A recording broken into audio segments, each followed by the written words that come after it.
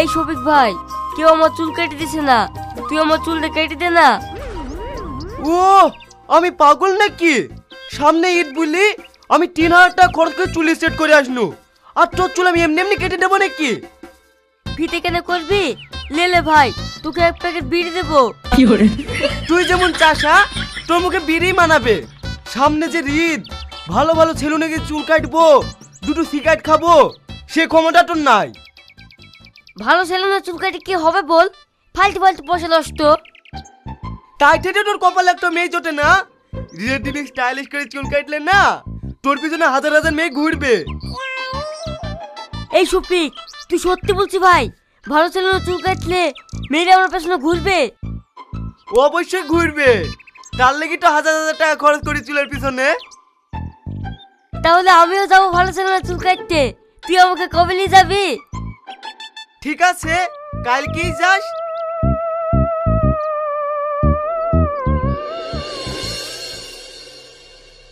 মা, আমি বড় ছেলে না চুল কাটতে যাবো, আব্বাকে টাকা দিতে বলো। আমাকে কেন বলছি? তোর আব্বাকে গিয়ে বলগে না? আব্বাকে বলি কোনো কাজ নাই, বড় সেলুনে 1 গুচ্ছ টাকা লাগবে, অত টাকা আমি দিতে পারবো না। তাই ঠিক তো, 2 বছর ধরে মেয়ে দেখছো, আমার সাথে একটা বিয়ে লাগাতে পারলি না।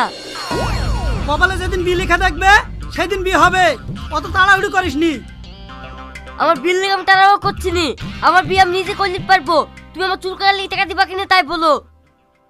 ওগো, সামনে বছরকার দিন আসছে, ছেলেটা ঈদে চুল কাটার জন্য টাকা চাইছে, তুমি দিতে পারছো না? তোমার না সবসময় বেশি বেশি। এই শোন, 1000 টাকা দিনু, চুল কাটবি আর ঈদের পোশাক কিনে আসবি, আমার সাথে আর টাকা চাবি নি। ঠিক আছে আব্বা।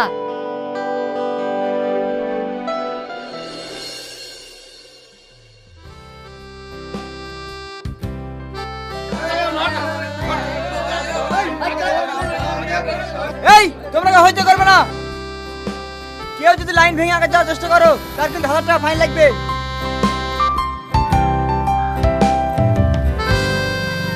কিরে ভাই, সেলুনে নিয়ে আসার কথা, সেলুন বাদ দিয়ে হসপিটালে নিয়ে আসলি কেনে?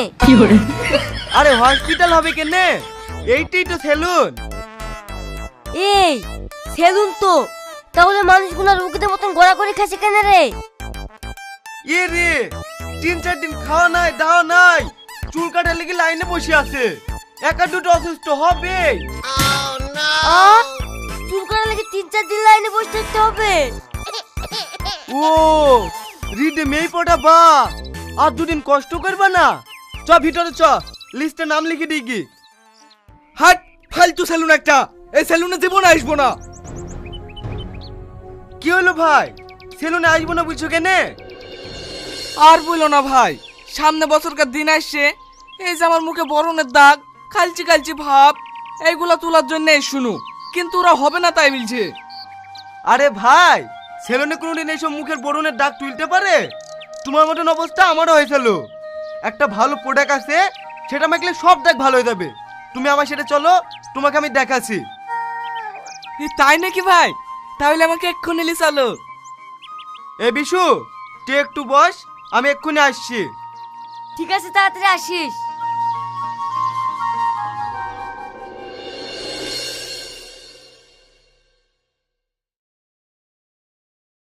এটা দেখ, এটা হলো হিমালয়া পিউরিফাইড নিম ফেস ওয়াশ। বনুর হাত থেকে রক্ষা পেতে এটা আমি ইউজ করি। ইউজ তো করিস, আর কোনো সাইড ইফেক্ট নাই তো? আরে না না, সাইড ইফেক্ট থাকলে কি আমি ইউজ করতাম? এটি 100% ন্যাচারাল নিম দিয়ে তৈরি, এবং এর অ্যান্টিব্যাকটেরিয়াল ফর্মুলা ত্বকের উন্নতি করতে সাহায্য করে। তাই নাকি? তাহলে এটা কিভাবে ব্যবহার করব ভাই? এটা ব্যবহার করা একদমই সহজ। প্রথমে জল দিয়ে মুখটাকে ধুয়ে নিতে হয়, তারপর এটা অল্প পরিমাণ হাতে নিয়ে ধীরে ধীরে পুরো মুখটাকে ম্যাসেজ করতে হয়, বিশেষ করে যেখানে ব্রণ আছে।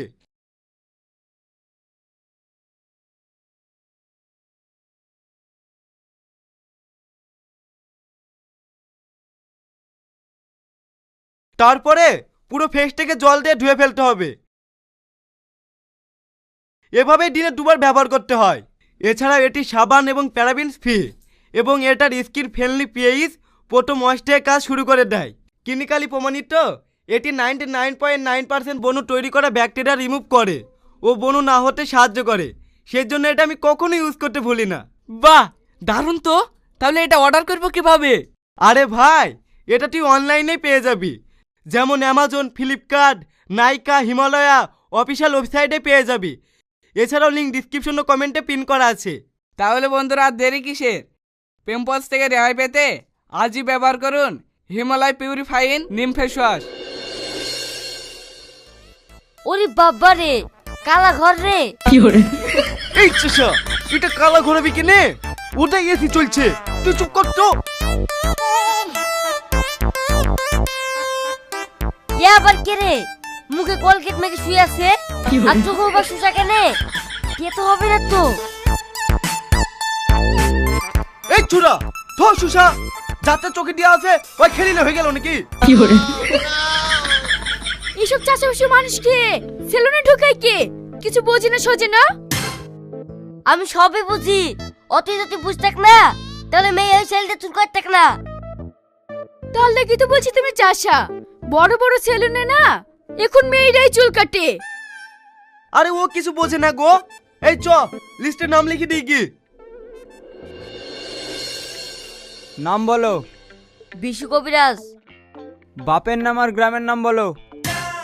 কাটবে তো চুল, তাহলে এত কিছু লেখা কেনে? আরে বড় দোকানে চুল কাটলে এইসব অ্যাড্রেস লাগে। লেখেন, ওর বাপের নাম হলো সম্রাট কবিরাজ আর গ্রাম হলো আজলামপুর।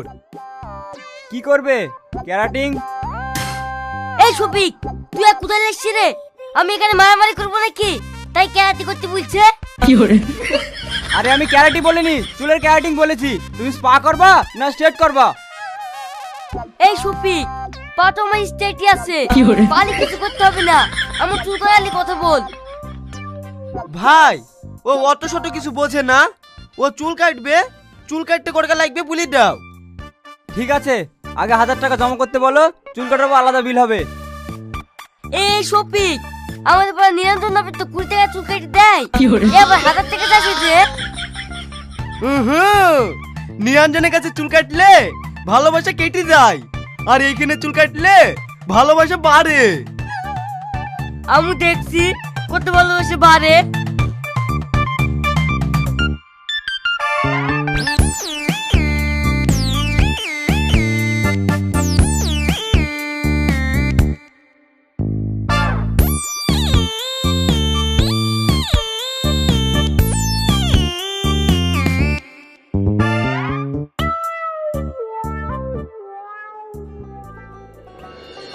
এদিকে খাবার নিয়ে এসি, তাড়াতাড়ি খেয়ে নাও।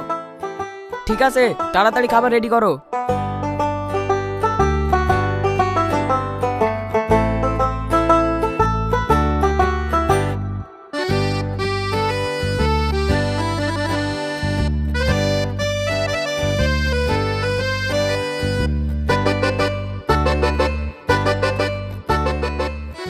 কি গো, অমনে মুখ ঘুরে আসে যে? এইদিকে ঘোরো। ও, খেতে দিবা? দাও। ঠাসকা চড় মারবো। তোর জন্য খাবার এনেছে না, আমি নিচ্ছি আমার স্বামীর জন্য খাবার। ও, আমারই ভুল ছিল।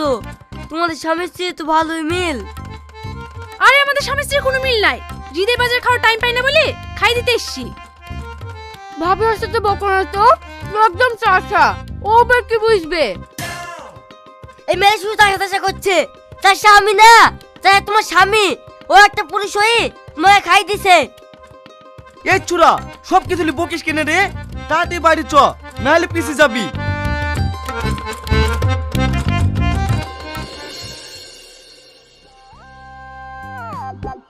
এদের সবাই ফাঁকা থেকে বসি পর। এই শালাকে রে সর। ও ভাই, তুমি ঠেলাবেন ফেল দিলি কেনে? আমি আমার ভাই দুদিন তো এখানে বসে আছি, আর তুমি ফাঁকা বসে বললে হবে?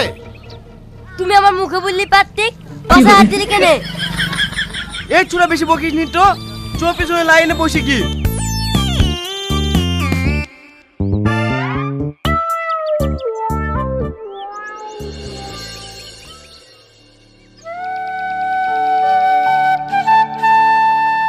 কি রে বাবু, মুখ টুক সব শুকিয়ে গেছে।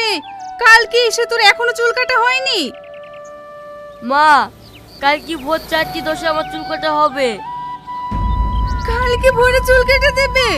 তুই রাত জেগে মশার কামড়ে মরে যাবে মধু। তোকে চুল কাটতে হবে না, তুই বাড়ি চ। মা, আমার চুল কাটার টাকা দেওয়া হয়ে গেছে, আমি চুল কেটে গায়ে বাড়ি যাব। তুমি কি খাবার লেসছো? আমাকে চারদিকে খাইতে দাও। ঠিক আছে বাবু, খাইয়ে দিচ্ছি।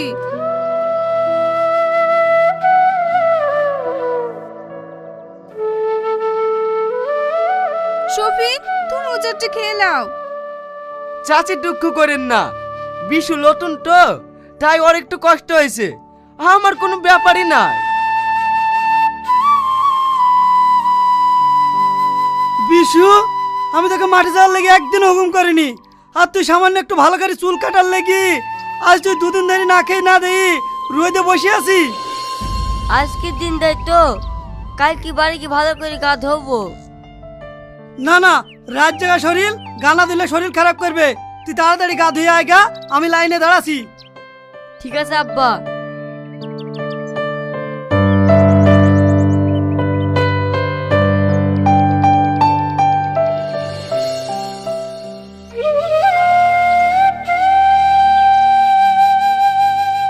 মা, ঈদের দিন মাংস লিবা তো?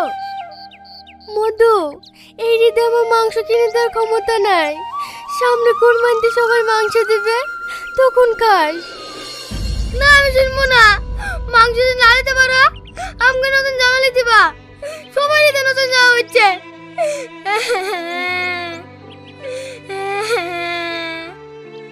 কাঁদিস নি মধু, আজ কি মরলতে বাড়ি যাবো।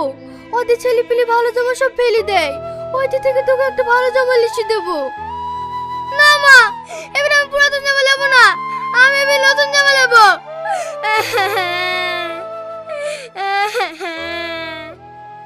মধু, জেদ করিস নি, আমরা গরিব মানুষ, আমার কাছে 1 টাকাও নাই।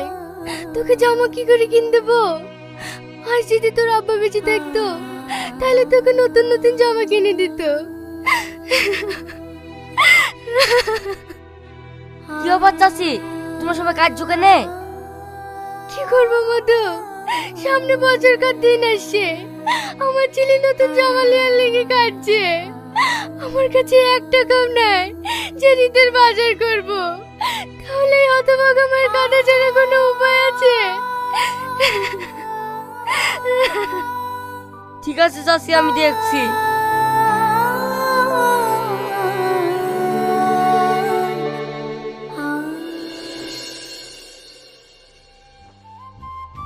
আব্বা, চালে বস্তা রেখে নামাও। চাচি, এ দেখো তোমার ছেলে মেয়ের লেগে জামা, আর তোমার লেগে একটা কাপড়।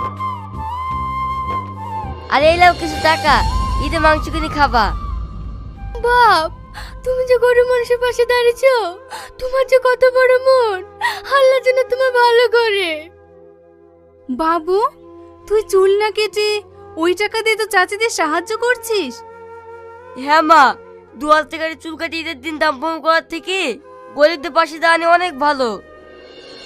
দেখলে বাপ, আমার ছেলের কত বুদ্ধি। বিশু ঠিকই করেছে, এই সমাজের অনেক বড় লোকরা ডান ভাই প্রচুর টাকা খরচ করে, কিন্তু পাশের বাড়ি গরিব মানুষটা বছরকার দিনে খাবার হইলো কি হইলো না আমরা কেউ দেখিনি।